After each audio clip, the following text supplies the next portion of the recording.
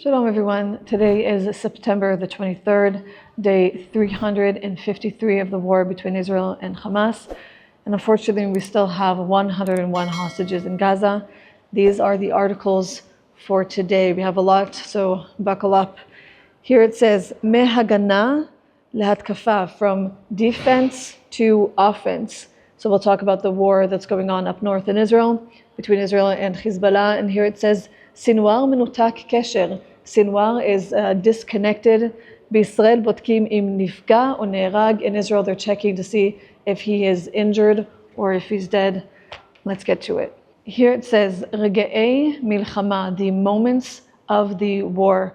And I want to start actually with this picture that you can see here in Kiryat Bialik, which basically had a direct hit from rockets next to a civilian area.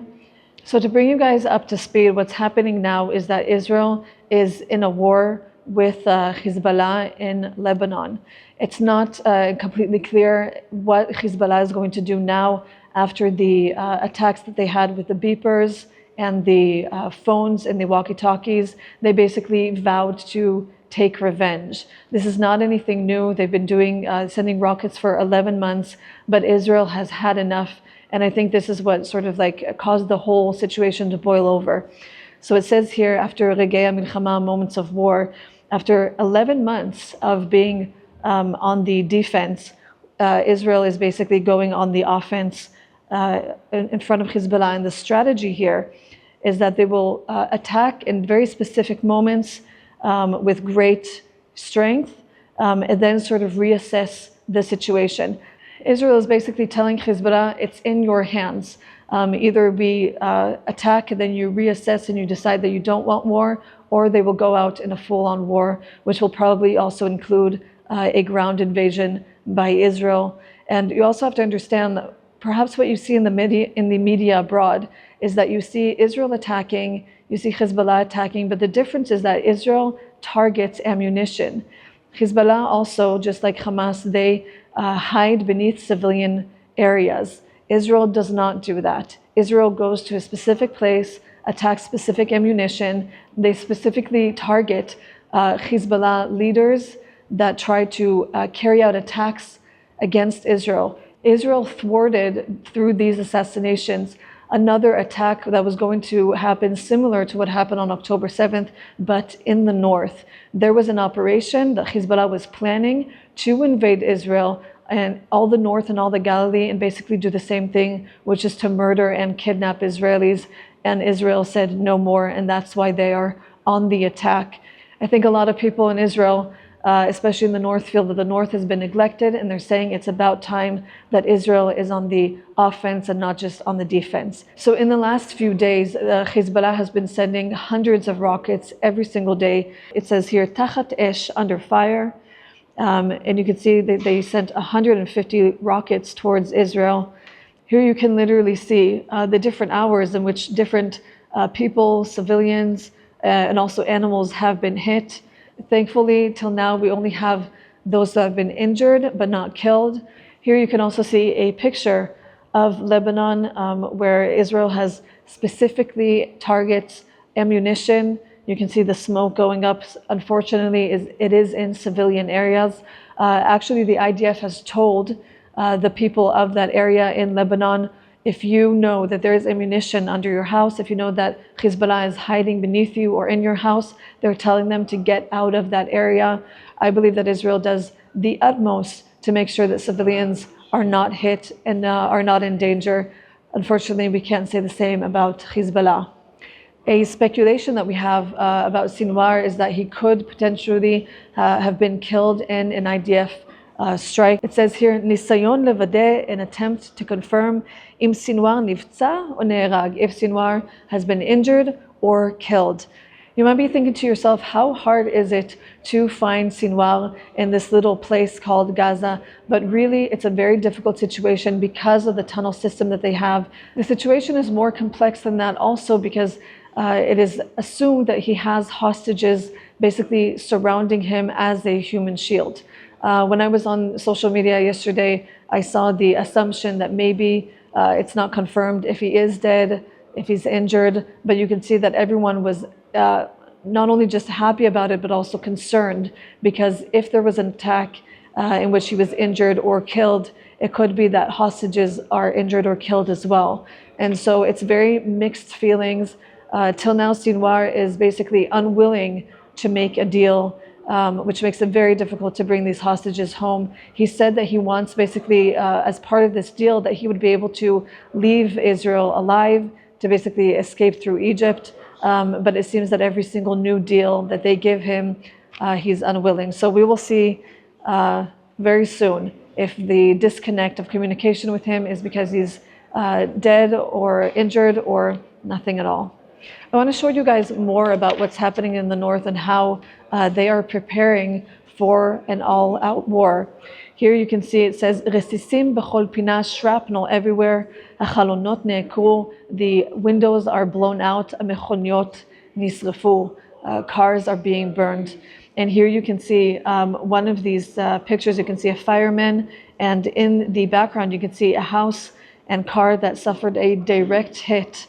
A lot of the people here, it happened in Kiryat Bialik, in Moreshet, in a cow den in Bet Sharim, where many cows also suffered a hit and they died as well, affecting their business. It says here that Hezbollah has basically widened their range of their missiles to 50 kilometers from the border. So the Hagari, who is our IDF spokesman, basically, I think it was 2 days ago, he gave instructions to the north that from Haifa upwards, they shouldn't have 130 people, more than 130 people gathering in the same place. A lot of the schools have decided not to open the school for children. They meet in Zoom, and basically they're telling the people to stay around a place that is safe, meaning a bomb shelter, a protective room. And so a lot of the people, they don't know where to go when these things happen. Some of them even leave their house and go to different places if they have friends that live in different places in Israel, because they're just too afraid to stay where they are. Here you can see also how the hospitals are preparing for this. And here it says, Refu'ah Munat, a preventative sort of medicine or taking care of people. And what they did here in one of the hospitals in Rambam in Haifa is that they basically take the parking lot, and you can see it's a very odd sort of visual that you have. You can see in the parking lot E3, E4, and in every one of these parking spaces you have a few of these hospital beds, and they're basically preparing the place for a full-on war. Here you can see a man, I think the first one to be brought down there, he's a man in a wheelchair, and I think they brought already 1,000 of their patients down to this parking lot, and they're not only using one level but a few levels. Basically this parking lot acts as a shield to them, as a bomb shelter. I don't know any other hospitals in the world that have to be in this situation, but we're doing everything that we can to take care of the people of Israel, and hospitals are no exception. Here I'll show you guys a caricature, sort of funny one, but not really that funny. Here you can see the north with the rockets all around, and a public bomb shelter in Haifa. You can see the people of Haifa inside the bomb shelter, and a wild boar saying, "Tasu makom," make space for me, make way. Haifa is basically known for their wild boars when the streets are empty, let's just say on a Sabbath or during times of war. The wild boar basically just sort of like go out in the streets because it's empty of civilians. And so you can see here that even the wild boar is asking for them to make space because it is definitely not safe for anyone outside. The war, of course, doesn't only affect people and civilians and wild boars, but also the agriculture. Here we have an article about a man that's just trying to keep his business afloat. It says here, Anvei Zam, the grapes of wrath. Here you can see Solomon Vilensky that has a vineyard. He owns a vineyard, and it says just a few moments before Rosh Hashanah. Rosh Hashanah is the Jewish New Year, in which on this holiday, every single family has at least 1 or 2 bottles of wine at their dinner party. The vineyards in the Galil and in the Golan are collapsing. It says that they're under constant barrage of rockets. They don't have a lot of visitors or any at all, and they feel like the government is sort of turned a blind eye to them, and they're literally just struggling to keep their life's work alive. Here you can see Gidi Seada of Yekev Luria, the Luria Vineyard. You can also see here Ori Yehuda and Tal from the Kamisa Vineyard. So if you are in Israel and you want to support your local vineyard, please do. There's so many different companies with amazing and great wine, so that we can all have a happy holiday, not just us at our tables, but also for them. And now, because of all of this bad news, we're going to give you guys 2 good news. And what better news than weddings? Weddings is always a reason to celebrate. It says here, Chupat Barzel. A chuppah is basically the canopy that you stand under when you're getting married, and Barzel means dome, or like iron. So it's almost like a play on words. Chupat Barzel, like a canopy of iron, sort of protecting them. And here you can see Aleph and his newly-wed bride, Ofri. Aleph, basically, it's an anonymous name because of what he does in the army. He was injured in Kibbutz Be'eri on the 7th, and he's been waiting basically to take her as his bride. They were supposed to get married in Emek Israel in the north, but because of the security situation, they had to basically find a solution within a very short amount of time through a famous Israeli journalist, Hanoch Deom. They basically put out the word that they needed to find a place for their wedding tomorrow, and they got hundreds and hundreds of offers from people telling them, you can do it here and you can do it in my backyard, in all these different places. And eventually they did find a place with all of their guests. And it says here, En kmo am Yisrael, there is none like the people of Israel. B'zchutam zachinu l'chagog et ha'ava shelanu. Because of them, we were able to celebrate our love. And then there was another wedding, because 2 weddings is better than 1. It says here, Chatuna b'shtemesra sha'ot, a wedding within 12 hours. Here you can see Aviram and Shani at their wedding. I think it's a religious or Orthodox wedding. They were supposed to be married in Haifa, but because of the security situation, again, they couldn't. So they decided to go to a synagogue in Nahariya, only 12 kilometers from the Lebanon border. And of course, because of the new restrictions and limitations regarding how many people you can have in one space, they had 70 instead of the people or all of the guests that they wanted.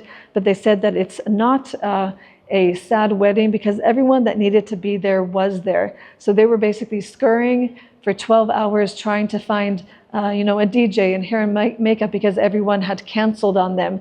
And so you have these really wonderful people that decided that even though they know that this area is dangerous, they decided that the more important thing is to be a part of creating a new home in Israel, and said that they didn't let that deter them from coming and helping a couple in need. So we're ending you with great news. Thank you guys so much for watching. Thank you for praying. Continue to pray for Israel. And comment down below your thoughts. We try and look at all of your comments and answer all of your comments. Hit the notification bell, hit subscribe. And if you want more Israel content, go to allisrael.com. And we'll see you guys in the next one.